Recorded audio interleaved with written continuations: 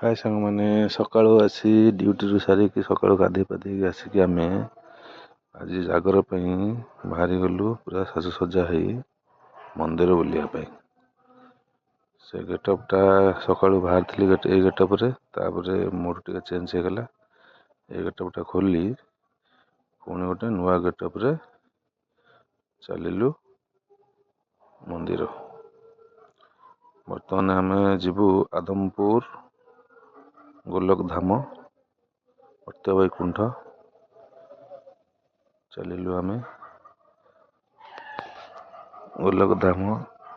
ଆମେ ପହଞ୍ଚିଗଲୁ ବର୍ତ୍ତମାନ ମର୍ତ୍ତ୍ୟ ବୈକୁଣ୍ଠ ଗୋଲକ ଧାମ।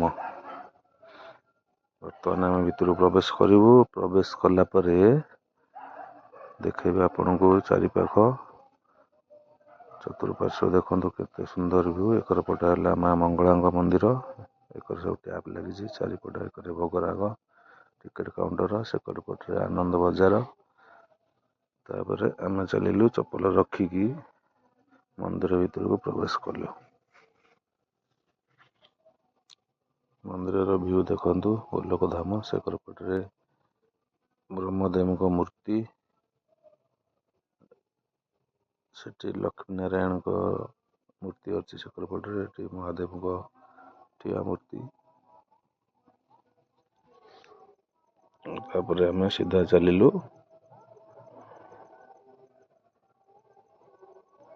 ବ୍ୟାସଦେବ ସେପଟେ। ପ୍ରଥମେ ଆମେ ଯାଇ ରାମ ମନ୍ଦିରରେ ପ୍ରବେଶ କଲୁ। ରାମ ମନ୍ଦିରରେ ମହାପ୍ରଭୁଙ୍କୁ ଦର୍ଶନ କରି ତାପରେ ବର୍ତ୍ତମାନ ଯିବୁ ଜଗନ୍ନାଥଙ୍କୁ ଦର୍ଶନ କରିବୁ। ତାପରେ ପ୍ଲାନିଂ ଅଛି ଯିବାକୁ କୋଉଠିକି ନା ଚନ୍ଦନେଶ୍ୱର। ଦେଖନ୍ତୁ ଜଗନ୍ନାଥ ଦର୍ଶନ କଲୁ, ଦର୍ଶନ କରିକି ତାପରେ ମହାଦେବଙ୍କୁ ଯାଇକି ଦର୍ଶନ କରିବୁ।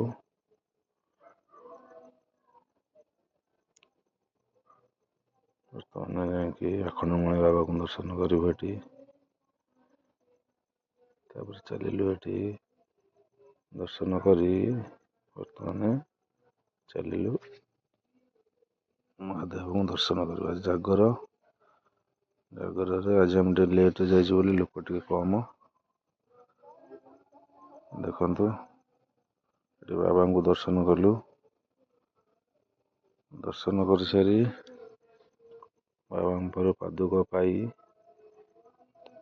ଆମେ ପୁଣି ବାହାରିଲୁ, ମନ୍ଦିର ପରିକ୍ରମା କଲୁ। ମନ୍ଦିର ପରିକ୍ରମା କଲା ପରେ ଆପଣଙ୍କୁ ଚାରିପଟାଙ୍କ ଭ୍ୟୁ ଦେଖଉଛି। ଦେଖନ୍ତୁ ସେକର ପଟରେ ଆମର ବହୁତ ସାରା ମୂର୍ତ୍ତି ଅଛି। ମ୍ୟାଡ଼ାମ ଆମର ଚାଲିଲେ ସେକର ପଟରେ। ଭାବୁଥିଲି ସେକର ଯିବା ପାଇଁ, ଫେରେ ମନେ ହେଲା ଯେ ଏକର ପଟେ ଟିକେ ବୁଲିକି ଯିବା। ଏକର ପଟରେ ଭୋଳା ବାବାଙ୍କର ଏକ ଠିଆ ପ୍ରତିମୂର୍ତ୍ତି ଅଛି। ବହୁତ ସାରା ଏଠି ଶିବଲିଙ୍ଗ ସବୁ ସ୍ଥାପିତ ହୋଇଛି। ଏଠି ଦେଖନ୍ତୁ ବାବାଙ୍କର ଠିଆ ମୂର୍ତ୍ତି, ସେପଟେ ମଙ୍ଗଳା ମନ୍ଦିର। ଚାରିପଟ ସୌନ୍ଦର୍ଯ୍ୟ ଦେଖନ୍ତୁ, ବାବାଙ୍କର ଠିଆ ପ୍ରତିମୂର୍ତ୍ତି। ଏପଟେ ସବୁ ଛୋଟ ଛୋଟ ଛୁଆମାନେ ଆସୁଛନ୍ତି। ବାବାଙ୍କର ଯେଉଁ ଲିଙ୍ଗ ପ୍ରତିଷ୍ଠା ହେଇଛି ସେଠି ସମସ୍ତେ ମୁଣ୍ଡିଆ ମାରି ଯାଉଛନ୍ତି। କେଦାରନାଥ ଏଟା ହେଲା ଜଲ୍ଦି ଦେଖନ୍ତୁ ଛୋଟ ଛୋଟ ଛୁଆମାନେ ସବୁ ବାବାଙ୍କୁ ଦର୍ଶନ କରୁଛନ୍ତି, ତାଙ୍କ ଆଶୀର୍ବାଦ ନେଉଛନ୍ତି। ବହୁତ ସାରା ଶିବଲିଙ୍ଗ ସ୍ଥାପିତ ହୋଇଛି ସେଠି। ତାପରେ ଏପଟେ ଆସିଲୁ ମା ମଙ୍ଗଳାଙ୍କୁ ଦର୍ଶନ କଲୁ, ମଙ୍ଗଳା ମନ୍ଦିର। ମା ମଙ୍ଗଳାଙ୍କୁ ଦର୍ଶନ କଲା ପରେ ଚାରିପଟେ ଭ୍ୟୁ। ଏପଟେ ହେଲା ଆନନ୍ଦ ବଜାର। ଏପଟଟା ଆନନ୍ଦ ବଜାରରେ ଖାଇବୁ ବୋଲି ଭାବୁଥିଲୁ, ତାପରେ ମୁଁ ଡେରି ହେଇଯିବ ବୋଲି ସେଦିନ ଆମେ ଚାଲିଲୁ କୋଉଠିକି ନା ଚନ୍ଦନେଶ୍ୱର। ଡେରି ହେବ ବୋଲି ଜଲ୍ଦିରେ ଚନ୍ଦନେଶ୍ୱର ପଳେଇଲୁ। ବର୍ତ୍ତମାନ ଚନ୍ଦନେଶ୍ୱରରେ ଆମେ ପହଞ୍ଚିଗଲୁ। ଚନ୍ଦନେଶ୍ୱରରେ ପହଞ୍ଚି ଦେଖନ୍ତୁ ଲୋକ ପୁରା ଫାଙ୍କା। ଆମେ ଟିକେ ଲେଟ୍ରେ ଗଲୁ, ସେଥିପାଇଁ ପୁରା ଫାଙ୍କାରେ ଦର୍ଶନ କରୁଛୁ। ଲୋକ କେହି ନାହାନ୍ତି, ପୁରା ଫାଙ୍କା। ବର୍ତ୍ତମାନ ଆମେ ଭାବୁଛୁ ଚପଲ କୋଉଠି ରଖିମୁ। ଚପଲଟି ରଖାହେଉଥିଲା ବିନା ମୂଲ୍ୟରେ, କିନ୍ତୁ କେହି ନାହାନ୍ତି। ଆମେ ଟିକେ ଲେଟ୍ରେ ଗଲୁ, ସେଇ ସାଇଡ଼୍ରେ ଚପଲ ରଖିଦେଲୁ। ଆମେ ବର୍ତ୍ତମାନ 2ଟି ଦୀପ ନେଲୁ। ଦୀପ ନେଇ ସିଧା ଗଲୁ ଦୀପ ଜାଳିବା ପାଇଁ। ଭୋଗରାଗ ତ ସକାଳୁ କରିଦେଇଥିଲେ। ବର୍ତ୍ତମାନ ଦୀପ ନେଇ ବାବାଙ୍କୁ ଦୀପ ଚଢ଼େଇଲୁ। ଦୀପ ଚଢ଼େଇଲା ପରେ ତାପରେ ଯିବୁ ବାବାଙ୍କୁ ଦର୍ଶନ କରିବୁ। ବାବା ଚନ୍ଦନେଶ୍ୱର ବାବାଙ୍କୁ ଦର୍ଶନ କରିବୁ। ବାବାଙ୍କ ଦର୍ଶନ ବହୁତ ଭାଗ୍ୟରେ ଥିଲେ ମିଳେ। ଆଜି ଜାଗରରେ ଚାରିକରଙ୍କର ସୌନ୍ଦର୍ଯ୍ୟ ଦେଖନ୍ତୁ। ଚନ୍ଦନେଶ୍ୱର ମଧୁବନ, ଚନ୍ଦନେଶ୍ୱର ବାବା। ଦୀପ ଜାଳି ସାରି ଆମେ ଚାଲିଲୁ ବାବାଙ୍କୁ ଦର୍ଶନ କରିବା ପାଇଁ।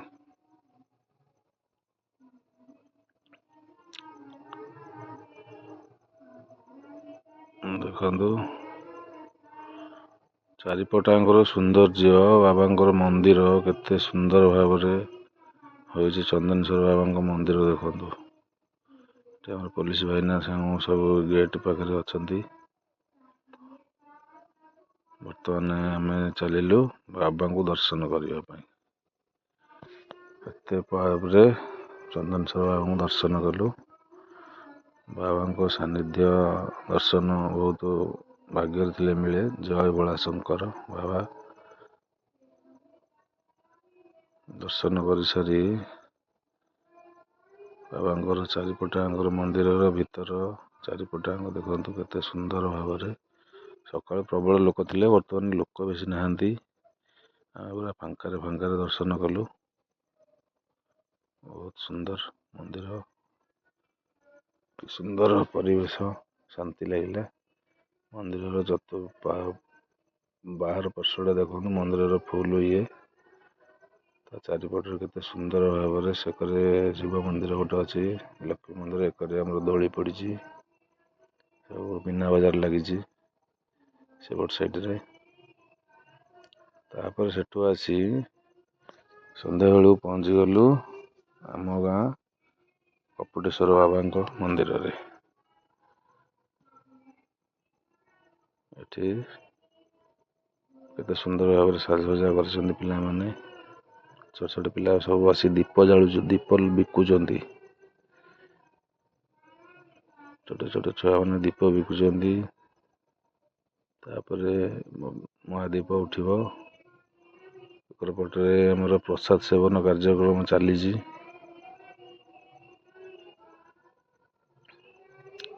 ବର୍ତ୍ତମାନ ସମସ୍ତେ ରେଡ଼ି ହେଇଗଲେଣି ମହାଦୀପ ଉଠିବା ପାଇଁ।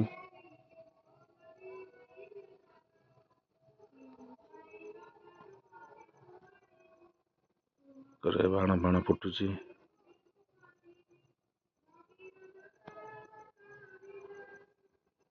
ମହାଦୀପ ପାଇଁ ପୁରା ରେଡ଼ି ହେଇଯାଇଛନ୍ତି ସମସ୍ତେ। ଖୋଳ କରତାଳ କୀର୍ତ୍ତନ ସବୁ ବାଜୁଛି।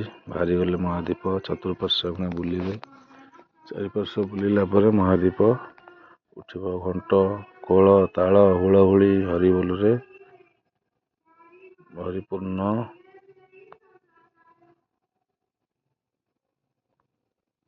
ହରିବୋଲ, ହୁଳହୁଳି, ଖୋଳତାଳରେ ଚାଲିଛି। ଆଉ କିଛି ସମୟ ପରେ ମହାଦୀପ ଉଠିବ। ଦେଖନ୍ତୁ କେତେ ଲୋକ ସବୁ ଭିଡ଼। ବର୍ତ୍ତମାନ ସ୍ୱଳ୍ପ ସମୟ ମଧ୍ୟରେ ମହାଦୀପ ଉଠିବ। କେତେ ଲୋକ ଭିଡ଼ ଦେଖନ୍ତୁ। ବହୁତ ଲୋକ, ପ୍ରବଳ ଲୋକ ହେଇଥିଲେ। ଏ ମଶଳା ଦେଖନ୍ତୁ। ହରିବୋଲ, ହୁଳହୁଳି, କରତାଳ କୀର୍ତ୍ତନରେ ପୁରା ଫାଟି ଉଠୁଛି।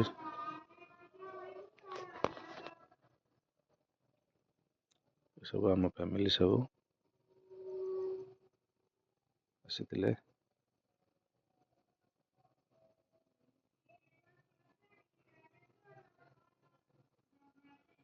ବର୍ତ୍ତମାନ ଆଉ କିଛି ସମୟ ପରେ ମହାଦୀପ ଉଠିବ। ମହାଦୀପ ବର୍ତ୍ତମାନ ଉଠିଗଲା। ମହାଦୀପ ଦର୍ଶନ ବହୁତ ସୌଭାଗ୍ୟରେ ମିଳେ। ମୁଁ ବହୁତ ବର୍ଷ ହେଲା ମହାଦୀପ ଦେଖିନଥିଲି, ଯାହା ହଉ ଭିଡ଼ିଓ ମାଧ୍ୟମରେ ଦେଖୁଛି। ବାବାଙ୍କ ମହାଦୀପ ଉଠିଗଲା। ମହାଦୀପ ଦର୍ଶନ କେତେ ଭାଗ୍ୟରେ ମିଳେ। ହରିବୋଲ ହୁଳହୁଳି ଖୋଳ କରତାଳରେ ପୁରା ଫାଟି ପଡ଼ୁଛି ମନ୍ଦିର। ଦେଖନ୍ତୁ ମହାଦୀପ ଉଠି ସାରିଲା। ଭୋଗ ନୈବେଦ୍ୟ ସବୁ ଅର୍ପଣ ହେଲା ପରେ ବର୍ତ୍ତମାନ ସବୁ କାର୍ଯ୍ୟକ୍ରମ ସରିଲା ପରେ ସମସ୍ତେ ବର୍ତ୍ତମାନ ପ୍ରସାଦ ସେବନ ପାଇଁ ଯିବେ। ମହାଦୀପ ଉଠି ସାରିଲା, ବର୍ତ୍ତମାନ ସମସ୍ତେ ପ୍ରସାଦ ସେବନ କରି ଘରକୁ ଯିବେ। ପ୍ରସାଦ ସେବନ କାର୍ଯ୍ୟକ୍ରମ ଜାରି ରହିଛି। ବହୁତ ଲୋକ ଯେତେ ସବୁ ଭକ୍ତ ଶ୍ରଦ୍ଧାଳୁ ସବୁ ଆସିଥିଲେ ବର୍ତ୍ତମାନ ପ୍ରସାଦ ସେବନ କରୁଛନ୍ତି। ସୁନ୍ଦର ଭାବରେ ଯାହା ଆରେଞ୍ଜମେଣ୍ଟ କରିଥିଲେ ମନ୍ଦିର କର୍ତ୍ତୃପକ୍ଷ।